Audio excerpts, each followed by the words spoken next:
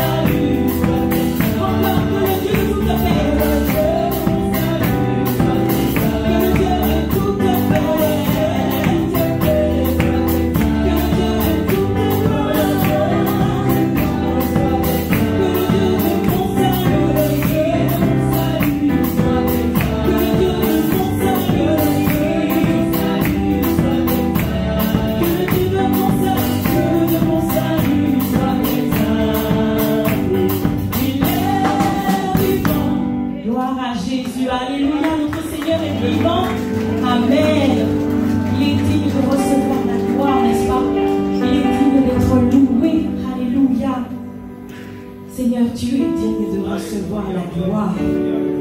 Tu es digne d'être loué, mon Dieu. Parce que tu es bon, Seigneur. Tu as toujours été là pour moi, Seigneur. Tu as toujours été là pour chacun d'entre nous, Seigneur. Alléluia. Tu es digne. Tu es digne de recevoir la gloire, Seigneur. Gloire à Dieu.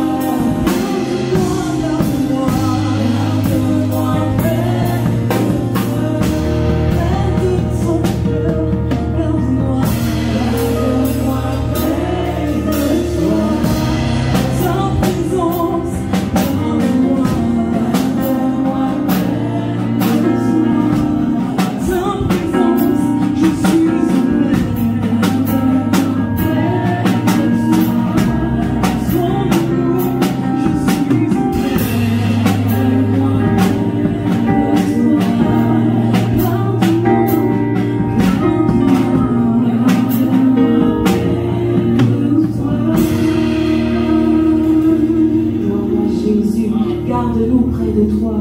Garde-nous près de ton amour. Garde-nous près de ta paix, Seigneur. Que tes eaux vives coulent, Seigneur. Que tes eaux vives coulent sur nos cœurs. Que ton Saint-Esprit encore, Jésus, vienne prendre le contrôle de chaque situation qui veut troubler mes pensées, qui veut troubler ma vie.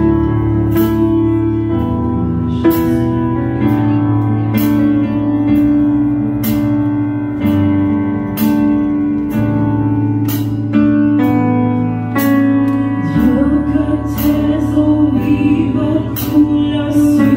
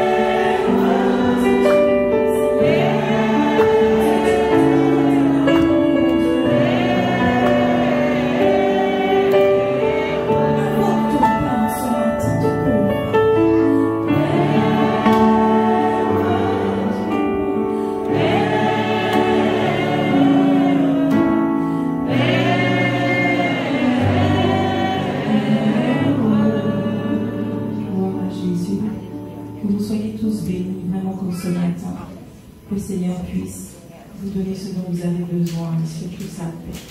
Alors, Jésus soit béni. Alléluia.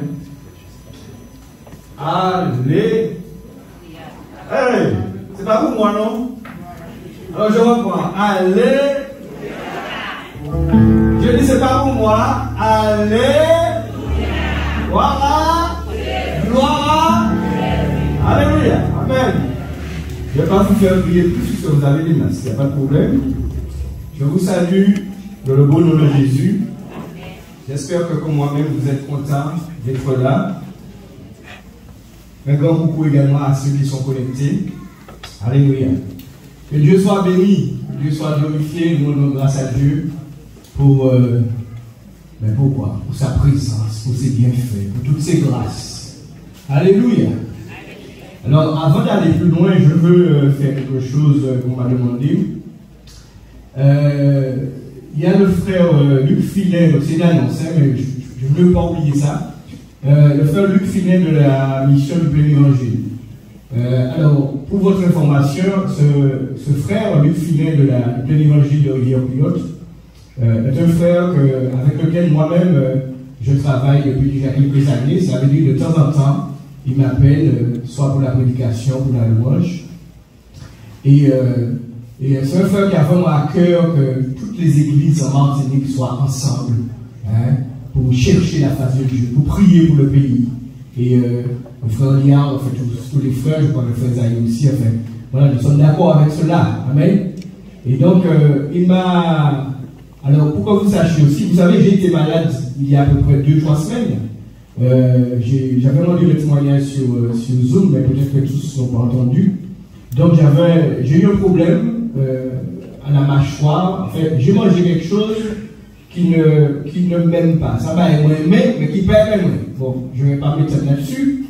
Et c'est ça qui a déclenché ça, en fait. Donc, je vous rassure, j'ai décidé d'arrêter. J'avais du mal, en fait. J'avais l'articulation du côté droit de la mâchoire, parce que vous savez que pour que le fait qu'on ouvre notre bouche comme ça, il y a un système, il y a une articulation qui fait qu'on ouvre la bouche pour faire. Et donc j'avais mal. Et ça s'est passé donc, depuis le lundi, le mardi, et le jeudi, je devais justement, avec le frère Filet, m'avait invité à animer un mariage, le jeudi à son assemblée, et le mardi, donc, je me demandais comment j'allais faire. Puisque moi, c'est pas chanter, moi, j'ai chanter parce qu'on va pas arriver au bouche comme il faut. Et le mardi soir, nous avions une réunion sur Zoom, une prière, et je vous ai demandé de prier pour moi. Et juste avant, lui aussi, je lui avais envoyé un petit message. Je ne savais pas qu'ils avaient une réunion comme nous, et il m'a dit, bon ben Joël, je vais mettre ça en prière. Ils ont prié pour moi aussi, pour l'évangile, vous aussi. Et après la réunion, il m'a appelé pour avoir de mes nouvelles. Il m'a appelé, alors je lui ai dit, bon écoute, je suis couché, et j'avais mal encore. Et il m'a dit, je vais prier, avant de raccrocher, je vais prier avec toi, Joël. Okay. Et vous savez quoi, mes bien-aimés, lorsqu'il a commencé à prier, mais j'avais aussi un problème à la colonne vertébrale, mais ça je ne lui ai pas dit. Et il a prié, et à un moment donné, il a dit à Dieu de toucher tout mon corps. Et à ce moment-là, au téléphone, couché, il est en train de prier. Et la présence de Dieu, vraiment, comme il y avait longtemps que je n'avais pas ressenti, hein, c'est vrai qu'on ne marche pas mal en ressenti, mais quand la présence de Dieu descend sur nous, et Dieu, c'est bon. Quand la présence de Dieu t'environne, cette joie, cette puissance, cette grâce, alléluia, c'est agréable. Et bien c'est ce que j'ai vécu quand il est couché. Mais, je n'ai pas dit que j'avais un problème à colonne vertébrale. Alors figurez-vous que ma mâchoire, je n'ai pas senti grand-chose, mais une chaleur est partie derrière ma nuque et a traversé toute la colonne des amis. Mais j'ai voulu une chaleur agréable, vraiment quelque chose vraiment d'agréable. J'ai senti que ça travaille là. Et puis je lui ai dit, je ne vais pas dire ce qui s'est passé, parce que j'ai voulu me lever avant pour voir. Et le coucher que j'étais, tout de suite je me suis levé et j'ai pu vaquer à mes occupations. Donc c'est pour dire, voilà un exemple de ce que peut faire l'unité, hein, puisque j'étais en contact avec le frère ici.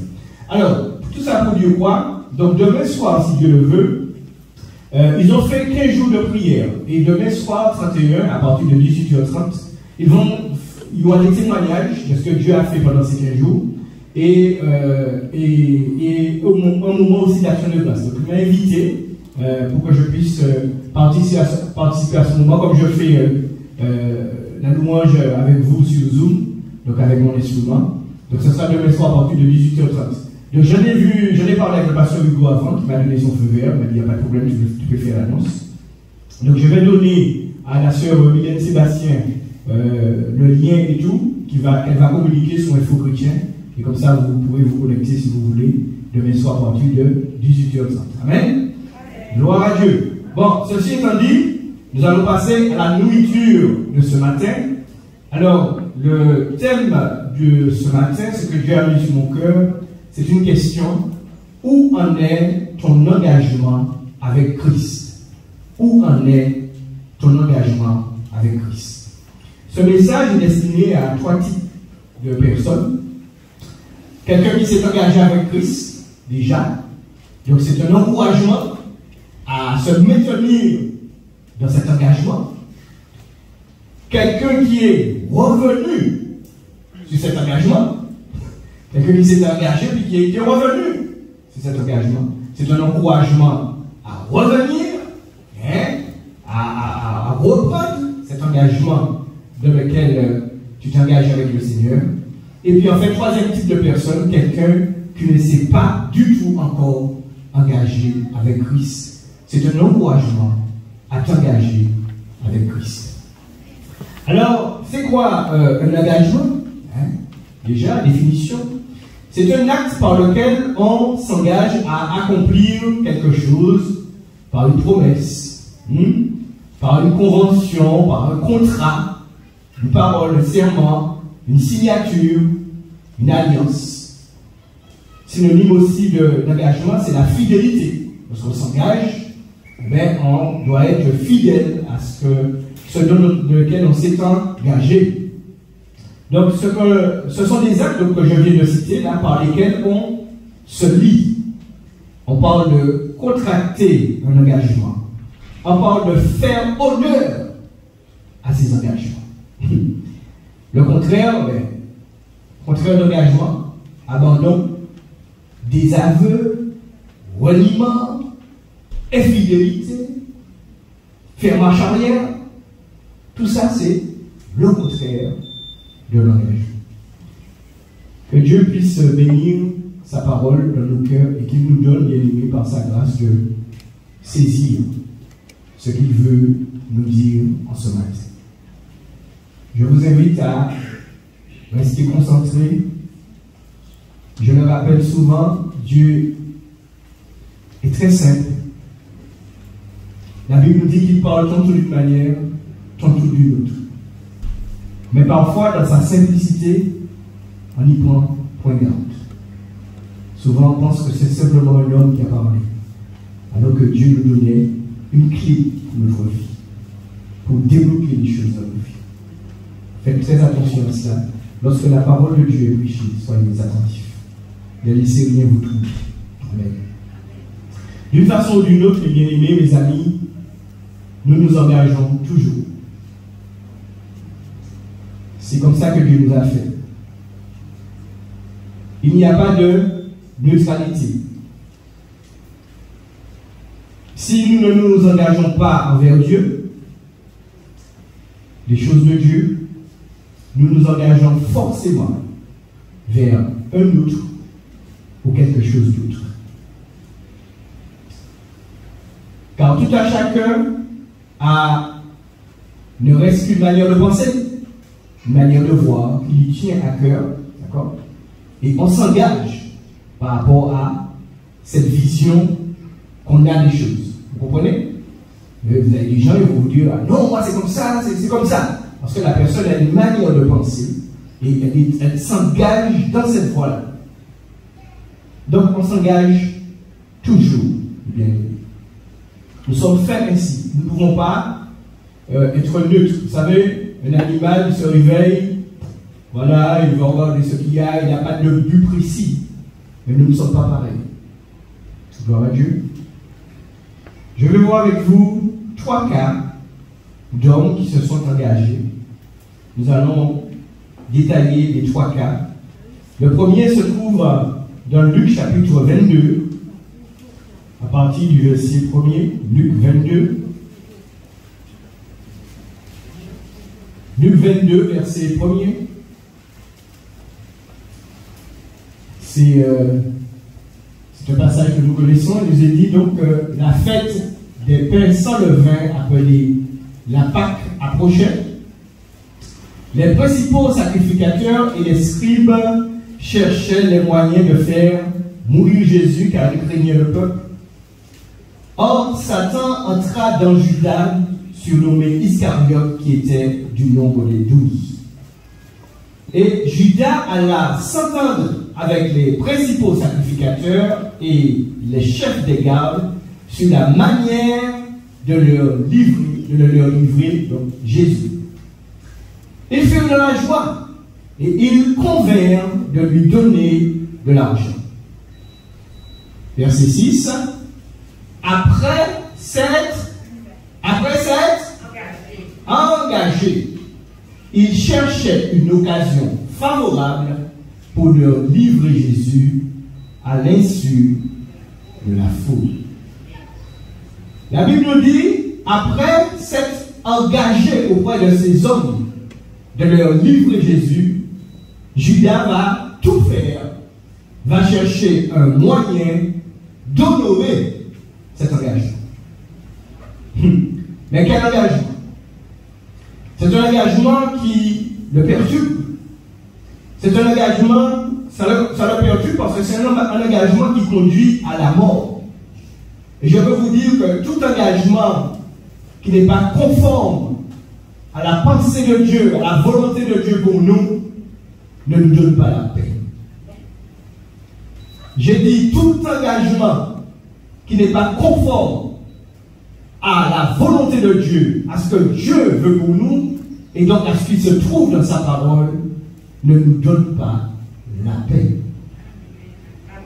Amen. Merci. Alléluia. Jésus. Oui. Cet engagement le rend... Parce que pourquoi cet engagement le perturbe? Parce que c'est un engagement qui va conduire à la mort. Déjà à sa propre mort, lui Judas, mort physique, puisque après avoir fait tout ça, il va se pendre. Mort physique et mort spirituelle, surtout. Surtout. Bien sûr, c'est un engagement qui va mener à la mort de Jésus, mais nous savons que Dieu avait prévu cela. Et je veux aussi dire, parce que beaucoup disent, ah oui, mais c'est dans le plan de Dieu que Judas fasse ça. Écoutez-moi, Dieu s'est servi de la méchanceté de Judas, mais vous savez que même si Judas ne voulait pas livrer Jésus, les pharisiens auraient trouvé un moyen pour que Jésus leur soit livré. Comprenons bien les choses, bien aimés. Mais vous savez, étudions le cas de Judas. Cet engagement, bien aimé, va le rendre sourd et aveugle à toute la grâce de Dieu qui dans tout via Jésus. N'oublions pas que Judas a marché avec les disciples, il a marché avec Jésus. Et qu'on ne me fasse pas croire que plusieurs fois, Judas, en voyant les œuvres de Jésus, a dû dire « Waouh !»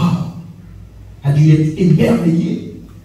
Parce que comment voir les œuvres de Jésus, contempler ses œuvres, et puis rester de mort? Non, c'est pas possible. D'accord? Cet engagement, donc, tout en étant bien aimé dans la présence de Jésus, il n'a qu'un objectif, honorer un engagement unique. Quelle est la leçon pour nous, bien aimés? C'est comme ce matin. Nous sommes, que ce soit sur Zoom ou ici dans cette salle, nous sommes dans la présence de Jésus. Ainsi, nous pouvons, tout en étant dans la présence de Jésus, nous engager dans toutes sortes de choses. Sauf l'essentiel. C'est-à-dire, en un mot, la mise en pratique de la parole de Dieu dans tous les domaines. Et je souligne, dans tous les domaines de notre vie. C'est cela l'engagement pris envers Jésus par le baptême. Je vous rappelle je cite Pierre 3, 21, il dit que le baptême, c'est l'engagement d'une bonne conscience envers Dieu. Lorsque nous nous sommes engagés avec Jésus par les eaux du baptême, nous avons pris un engagement d'une bonne conscience. Alléluia. Et c'est cela donc l'engagement pris, on a dit, avec Jésus par le baptême. Et bien aimé, notez ceci, c'est que si lorsque nous signons un engagement envers l'homme, nous ne pouvons pas nous en défaire facilement. Vous êtes d'accord? Lorsqu'on signe l'engagement, on signe l'engagement. Je prends le cas par exemple du mariage. Quand on s'est marié, est-ce qu'on défait comme ça? Est-ce que du jour au lendemain, celui-là reste, quitte la maison comme ça et puis tout s'arrête comme ça? Non. Il y a toute une procédure qui se met en place. Malheureusement, on fait appel aux avocats. Il y a des choses à signer. Parce qu'on rompt l'engagement. Ce qui veut dire que lorsqu'on s'est engagé envers l'homme, c'est comme le travail aussi. Lorsqu'on a signé un engagement au travail, est-ce qu'on s'en défait comme ça? Non.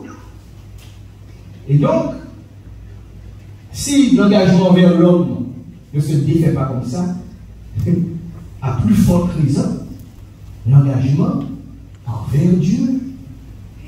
Ah, Amen. Oui, ce matin, le Seigneur veut nous rappeler, de bien-aimés, qu'un jour, pour ceux qui l'ont fait, nous nous sommes engagés envers lui. Nous allons voir un deuxième cas dans Marc chapitre 6. Donc nous avons vu qu'avec Judas, il s'est engagé à faire malheureusement quelque chose de terrible pour lui. Marc chapitre 6, 14 à 29. Marc chapitre 6, 14 à 29. Nous voyons le cas d'Hérode. Le roi Hérode entendit parler de Jésus.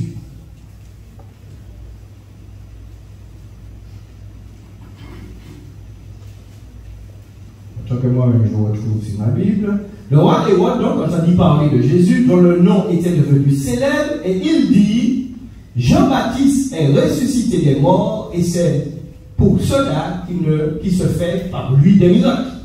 D'autres disaient c'est Élie, et d'autres disaient c'est le prophète, comme l'un des prophètes. Mais Hérode, en apprenant cela, disait: ce Jean que j'ai fait décapiter, c'est lui qui a ressuscité Jésus. En effet, là, on nous explique cette histoire de Jean qui l'a fait décapiter. Donc, au verset 17, car Hérode lui-même avait fait arrêter Jean et l'avait fait lier en prison à cause d'Hérodias. D'autres versions ont Hérodiade, mais la différence est minime. Et là, on voit par rapport à ces deux prénoms que tout ce qui s'assemble se ressemble. Hérode, Hérodias ou Hérodiade, c'est même racine. Qui était Hérodias, donc femme de Philippe, son frère, le frère d'Hérode, parce qu'il l'avait épousé. Donc il avait fait arrêter Jean pour ça. Pourquoi? Parce que, verset 18, Jean lui disait: il ne t'est pas permis d'avoir la femme de ton frère. Alors, Jean lui dit ça. Mais Hérodias était irrité contre Jean et voulait le faire mourir par rapport à cette parole qui la dérangeait. Mais elle ne pouvait pas. Pourquoi? Parce que Hérode craignait Jean. Pourquoi? Le connaissant comme un homme juste et saint, il le protégeait. Hérode protégeait Jean. Et après l'avoir entendu, il était souvent perplexe et l'écoutait avec plaisir.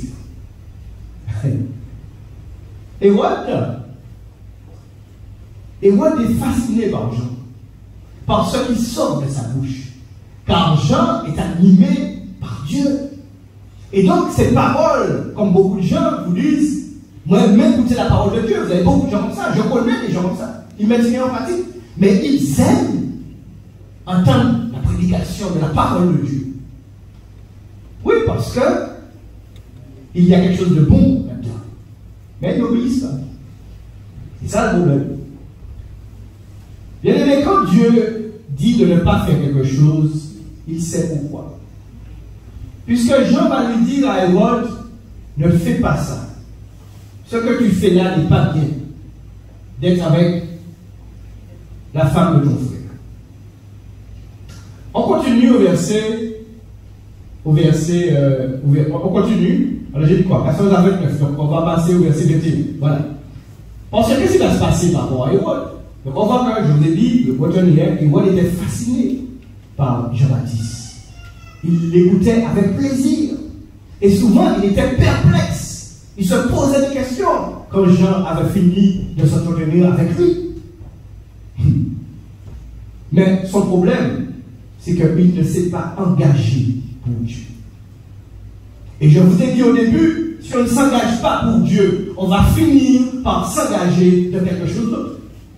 Cependant, un jour propice arriva lorsqu'Hérode a l'anniversaire de sa naissance, c'est son anniversaire, il a fait un grand festin avec des grands, n'est-ce pas, des chefs militaires et aux principaux de la Galilée, verset 22.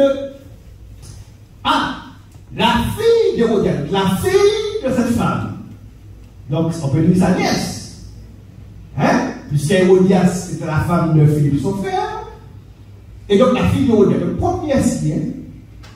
La fille d'Hérodias entra dans la salle. On est dans la fête, la fille est entrée. Ah, elle dansa. Alors la Bible ne donne pas de détails, je pense que c'était peut-être la danse du ventre, vous savez, le petit nombril dehors. Et puis la demoiselle devait être, tape à l'œil. Ben oui, parce qu'elle va plaire à Hérode. Vous pensez, elle va lui plaire, mais c'est lui plaire, oui. Elle va lui plaire. Le roi dit à la jeune fille, quand il la voit, il perd tous ses moyens. Demande-moi ce que tu voudras, je te le donnerai. On continue, verset 23. Demande-moi ce que tu voudras. Il ajouta avec quoi? Serment, je vous ai dit tout à l'heure, c'est un synonyme, engagement, avec, vous comprenez, il ne faut pas oublier qu'il n'est pas n'importe qui. Il ne faut pas oublier qu'il fait ça devant tout le monde. Il parle bien fort. Ce que tu m'en demanderas, je te le donnerai. Fût-ce la moitié de mon royaume. Donc il a vu ça, et pour lui c'est facile. Seulement le diable l'a coincé. Étant sorti, la fille va dire à sa mère, que demanderai-je, mais sa mère, la maman a saisi l'occasion, la tête de Jean-Baptiste. On continue. Cet engagement-là, elle s'empressa de rentrer aussitôt. Donc, pour dire, donc la fille va dire, j'ai oublié son prénom, il y a son prénom quelque part. Vers le roi et lui fit cette demande, je veux que tu me donnes à l'instant, sur un plat, la tête de Jean-Baptiste. On continue. Il s'est engagé. Qu'est-ce qu'il arrive? Qu'est-ce qu'il arrive à Hérode? Il ne faut pas oublier qu'il considérait Jean. Il ne faut pas oublier qu'il avait un certain respect pour Jean. La Bible dit même qu'il le protégeait. Mais par rapport à cet engagement unique, comme Judas, je vous ai dit que l'engagement de Judas l'a rendu triste. Puisqu'à un moment donné, Judas va dire, avant de mourir, il a dit, j'ai livré le Seigneur. Il va retourner les sacrificateurs. Sortez là, il a balancé les pièces d'argent devant lui. Le roi fut attristé, mais à cause de ses serments, de son engagement et des convives qu'il a fait ça. Il ne faut pas oublier, c'est le roi. Quand il dit une parole, il ne peut pas comme ça revenir parce qu'il a signé. Il a signé dans sa bouche, il a signé. Il ne peut pas revenir comme ça. Faites attention quand tu t'engages, mon ami. Et avec qui tu t'engages. Il ne voulut pas lui faire un refus. Il envoya sur le champ un garde avec ordre d'apporter la tête de Jean-Baptiste. L'engagement, mes amis, d'Hérode. Jean-Baptiste lui avait dit, n'épouse pas cette femme. Il n'était pas permis de faire ça. Et cette femme et sa fille vont être pour lui une occasion de chute. Hérode est déjà dans le péché en étant avec la femme de son frère. Mais en voyant la fille de celle-ci, tout ce qui est en lui se met à vibrer. Ceci est provoqué par quoi? Par nous. Qu'est-ce qui fait qu'il vibre dans la fille? Convoitise. Hein? Convoitise. Convoitise. Regardez avec son cœur là-dedans. Un dragueur. Un dragueur.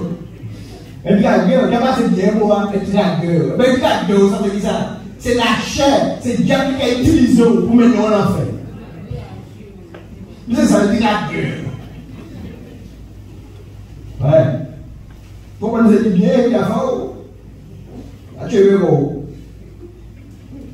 Lorsqu'il voit la fille aimée, il se met à vibrer. Ceci est provoqué par sa convoitise qui le pousse à se lier par un engagement fatal pour son âme. Fatal pour son âme. Après cet engagement, on voit que l'engagement d'Hérode le rend triste. Il va être triste quand on va lui demander la tête de Jean-Baptiste. Mais à cause de son engagement, devant tous, il ne pouvait pas revenir en arrière. Voyons maintenant le troisième homme, qui est tout simplement Jean-Baptiste. Dans Jean chapitre 1er, versets 6 à 8. Parce que Jean-Baptiste aussi était engagé. Et c'est parce qu'il était engagé pour Dieu, qu'il va dire à Hérode, il va lui tenir une tête, même si on l'envoie en prison. Il va dire, il ne t'est pas permis de faire ce que tu fais là. Ce que tu fais là, c'est pécher contre Dieu. Est-ce qu'aujourd'hui, il y a des hommes et des femmes qui sont assez engagés pour Jésus, pour être debout ferme contre le péché? Oh, mes amis, en 2022, il manque de ça parmi nous. Hein. Il manque de cette fermeté. Vous savez pourquoi? Parce que nous revenons sur notre engagement envers Jésus, envers Dieu. On peut prendre le verset premier pour bien comprendre. Excusez-moi. Au commencement, donc, était la parole, et la parole était avec Dieu. La parole était Dieu. Elle était au commencement avec Dieu. Toutes choses ont été faites par elle, et rien de ce qui a été fait n'a été fait sans elle, par cette parole. Or, cette parole, en elle, était la vie était la lumière des hommes. La lumière, lui, dans les ténèbres, jusqu'à aujourd'hui, les ténèbres ne l'ont point reçu. Il y eut donc un homme envoyé de Dieu. Son nom était Jean. Nous retrouvons là donc le Jean-Baptiste qui a été décapité par Hérode. Écoutez bien, quel était son engagement, bien-aimé? Il vient pour servir de témoin. Est-ce qu'il y a quelqu'un ce matin qui est venu pour servir de témoin? Je lève ma main parce que je suis venu pour servir de témoin à la lumière. Alléluia. C'est l'engagement que j'ai pris il y a 31 ans. Il vient pour servir de témoin, pour un témoignage à la lumière, afin que tous puissent par lui. Verset 8. Il n'était pas la lumière, mais il parut pour rendre témoignage à la lumière. Ah, voilà un engagement que j'aime. Et que tous ceux qui aiment Jésus devraient aimer. Pour son engagement vers Dieu, bien-aimé, Jean-Baptiste l'a payé au prix de sa vie physique. On est d'accord? C'est à cause de cet engagement envers Dieu, envers les choses de Dieu, qu'il a été ferme envers Hérode, et que finalement, ça lui a coûté la vie, a coupé sa tête. Mais, contrairement à Judas et Hérode, à leur engagement, cet engagement a conduit Jean-Baptiste à la vie éternelle. Ah, je voudrais entendu plus d'amen que ça. Cet engagement, l'engagement de Jean-Baptiste l'a conduit à la vie éternelle. Mais l'engagement de Judas et d'Hérode a lié leur âme, les a enchaînés pour toujours. Pour toujours. Que ce soit dans le cas de Judas ou d'Hérode, s'ils s'étaient engagés à suivre Jésus, car Dieu leur a tendu la main pour qu'ils le fassent. Ne me dites pas que Judas n'avait eu l'occasion de se repentir. On voit que Hérode était fasciné lorsque Jean-Baptiste lui parlait. La Bible ne dit pas de quoi il parlait, mais certainement, Jean-Baptiste ne lui parlait pas de conneries. Jean-Baptiste lui disait, et donne ta vie à Dieu, reprends-toi, parce que c'est ça qu'il prêchait. Et parfois, il était touché par cette parole. Mais il n'a pas pris l'engagement pour Dieu. Oui, Dieu les a donc tendus la main pour qu'ils s'engagent avec lui. Cet engagement, s'ils avaient accepté de s'engager pour Dieu, ne les aurait pas liés, mais les aurait libérés. Car s'engager et rester fidèle à notre engagement envers Dieu nous donne la vraie liberté. Alléluia. Peut-être que l'on peut couper, on peut choses, mais tu entres dans la glorification de Dieu pour la vraie liberté. Mais lorsqu'on se lie dans des engagements qui ne glorifient pas Dieu, on lie en même temps son âme. On se lie avec le Dieu. Si on continue, si on reste dans ça ensemble, on va se retrouver loin de Dieu, l'enfer éternel. Tout comme Jean-Baptiste, que notre engagement envers Christ nous donne de témoigner de sa lumière en nous. On est d'accord? Mais écoutez la suite. Car plus que Jean-Baptiste, puisque Jean-Baptiste n'était pas la lumière, mais plus que Jean-Baptiste, Jésus nous a dit que nous sommes la lumière du monde.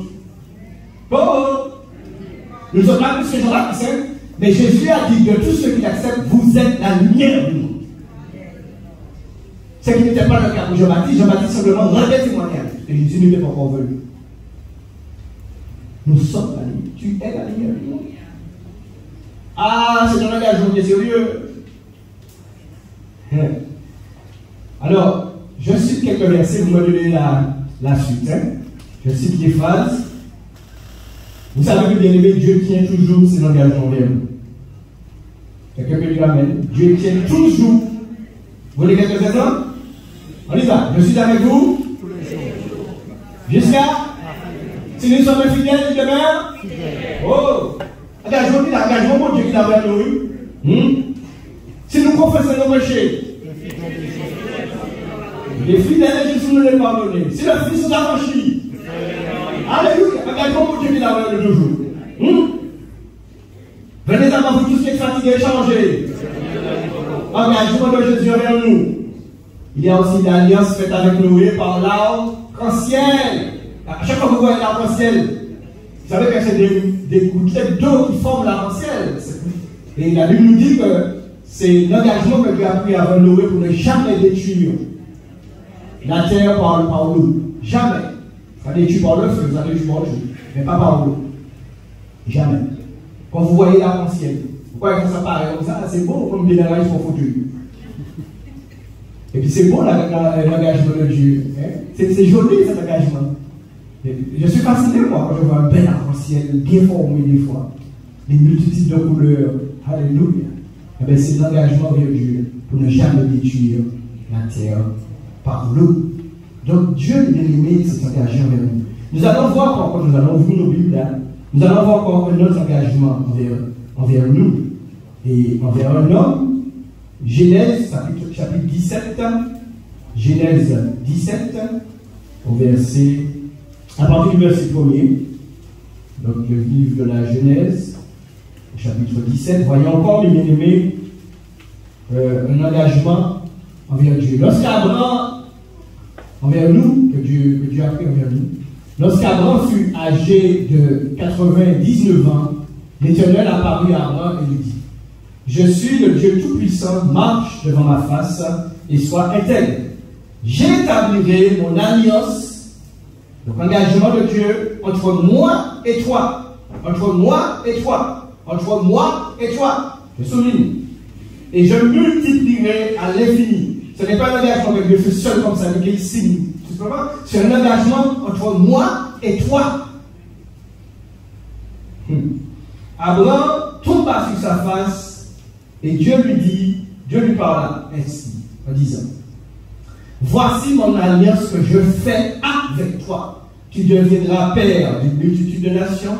On ne t'appellera plus Abraham, mais ton nom sera Abraham, car je te rends père d'une multitude de nations. Si vous ne le savez pas, par rapport à cette alliance, nous sommes aussi fils et filles d'Abraham. Je te rendrai fécond à l'infini. Voilà, à l'infini. Je ferai de toi des nations et des rois sortiront de toi. J'établirai mon alliance. On reprend le terme. Entre moi et toi, et tes descendants après toi, selon leur génération. Ce sera une alliance père, en vertu de laquelle je serai ton Dieu et celui de ta postérité après toi. Verset 8, je te donnerai et à tes descendants après toi le pays que tu habites comme étranger, tout le pays de Canaan, en possession perpétuelle, et je serai. L'engagement de Dieu bien-aimé envers nous est un engagement perpétuel. Mais c'est entre lui et nous. Lorsqu'on signe bien-aimé pour le mariage, c'est un seul qui signe. Oh. Lorsqu'on signe pour le mariage, c'est un seul qui signe. Lorsqu'on signe pour un contrat de travail, c'est une seule partie qui signe. Un accord des deux, dit le frère du. Et c'est quel type de contrat, ça, perpétuel? Toujours, oui. Donc, quel type de contrat? Si on parle de quel travail? C'est un CDI. Le problème que des fois nous avons, nous qui nous sommes engagés avec Dieu, c'est que nous avons signé un CDI avec lui. Il a proposé, nous avons été d'accord, nous sommes engagés par le célibataire. L'engagement par les autres, c'est la signature. La signature, oui, je dis amen, jusqu'au bout. Et puis, après, nous les modifions comme ça. Nous il passe en CDD, nous les mettons en CDD. C'est pas ça qu'on a signé avec Dieu. Perpétuel. Comment? Rupture conventionnelle. D'accord. Eh bien, justement, j'allais parler de ça. Parce que, oui, mais la rupture conventionnelle, il y a quand même un accord. Il y a un accord. Le président que nous avons là, il fait tout pour qu'on fasse comme aux États-Unis. Aux États-Unis, vous avez toutes sortes de CDI. Mais en fait, le patron, à tout moment, ouais, t'as beau dire pas comme ça. Il parle de rupture conventionnelle, c'est un CDI. Pas de discussion là. Il n'y a pas de discussion possible. Donc c'est soit tu signes ou bien tu ne signes pas. Ah. Bien aimé, c'est un CDI que nous avons signé. La Bible nous dit, dans Proverbe 20-25, je lis, c'est un piège pour l'homme que de prendre à la légère un engagement sacré et de ne réfléchir qu'après avoir fait un vœu. Nombre 30, verset 2 nous dit, lorsqu'un homme fera un vœu à l'Éternel ou un serment pour se lier par un engagement, il ne violera point sa parole, il agira selon tout ce qui est sorti de sa bouche. Luc chapitre 9, on peut le prendre. Luc chapitre 9, verset 61, si je ne me trompe. Luc 9. Voilà, quelqu'un va dire à Jésus,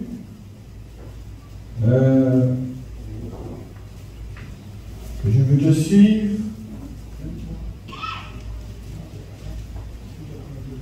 Alors attends. Je peux prendre le verset. Je peux prendre le verset 58, allez. Bon, on va prendre 57. Pendant qu'ils étaient donc en chemin, un homme lui dit, Seigneur, je te suivrai partout où tu iras. Jésus lui répondit, les renards ont des tanières et les oiseaux du ciel ont des nids, mais le Fils de l'homme n'a pas un lieu où il puisse reposer sa tête. Continue. Il dit à un autre, par contre, là, c'est lui qui dit à Jésus. C'est Jésus qui lui dit, pardon. Jésus dit à quelqu'un, suis-moi. Il répondit, Seigneur, permets-moi d'aller d'abord ensevelir mon Père. Ce qui est quand même, on est d'accord, humainement parlant, il ne dit pas à Jésus non. Mais mon père est mort, la mort, c'est quelque chose. Et qu'est-ce que Jésus lui répond? Laisse les morts ensevelir l'homme, et toi, va annoncer le royaume de Dieu. Continue. Un homme lui dit, je te suivrai, mais permets-moi d'aller d'abord prendre congé de ceux de ma maison. Ce qui est normal, mes amis, humainement parlant. Qu'est-ce que Jésus lui dit? Quiconque met la main à la charrue et regarde en arrière, c'est-à-dire quiconque s'est engagé avec moi et veut faire marche arrière. Alors qu'est-ce que ça veut dire? Ça a l'air dur comme ça. Surtout pour celui qui dit que son papa est mort. Jésus, je ne te dis pas, je ne vais pas te suivre, mais mon papa est mort, je vais l'enterrer quand même. Et puis après, je viens Jésus, je ne t'ai pas dit non. Et bien aimé, aussi vrai que cela nous échappe. On est dans ce corps, on n'arrive pas à entrer vraiment dans la dimension du ciel. C'est une réalité. Mais aussi vrai que ce que j'ai dit là est vrai. Il n'en demeure pas moins que là-haut, mes amis, il y a quelque chose d'infiniment plus grandiose que tout sur la terre qui nous attend. Alléluia. C'est infiniment plus important que tout ce qui nous attend là-haut. Vous voyez que même pour aller enterrer quelqu'un, son papa quand même, Jésus va lui dire, laisse ça, va annoncer le royaume. Suis-moi. Alors il y a un équilibre à trouver, bien sûr. Il n'est pas dit d'abandonner sa famille. Mais en fait, comprenez ce qu'il dit là.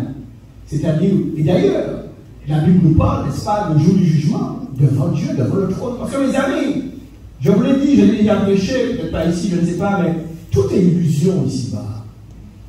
Je ne vous dis pas que ces carrosses sur lesquels je marche ne sont pas réels, ils sont là.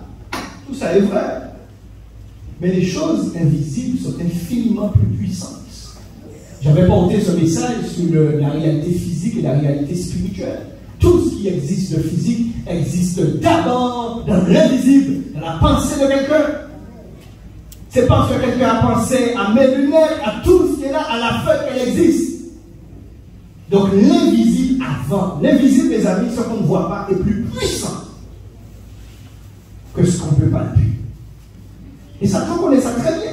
Quand il pousse quelqu'un dans le péché physique, ce n'est pas le physique qui l'intéresse. Ce n'est pas lui donner une maladie, même si ça peut venir, relation sexuelle avec quelqu'un qui est malade, vous avez quelque chose. Mais c'est surtout dans le spirituel qui veut anéantir l'âme de la personne. Dans l'invisible. Parce qu'il y a maintenant tu peux manger. Elle mange, c'est bon, c'est sucré. Mais après, il y a quelque chose qui se passe en eux. Il y a une coupure. Ils ont peur. Ils n'ont jamais eu peur. Ils vont se cacher de Dieu. Lorsqu'on ne veut pas s'engager avec Jésus, on a peur de lui. Oh, on a peur de lui. Mais lorsque tu t'engages avec Jésus, tu sais quoi? Il devient ton ami. Dieu est mon ami, le créateur de toutes choses. Oh, alléluia. J'invite le groupe à venir me prendre ce chant. Rappelle-moi le titre. Attire-moi à toi. Peut-être que ce matin, tu n'as pas. Tu t'es engagé. Donc, c'est un encouragement, je dis, de maintenir dans cet engagement. Peut-être que ce matin, tu t'es engagé et puis tu veux transformer le CDI par un CDD. Non, c'est pas possible. C'est pas possible. Peut-être aussi que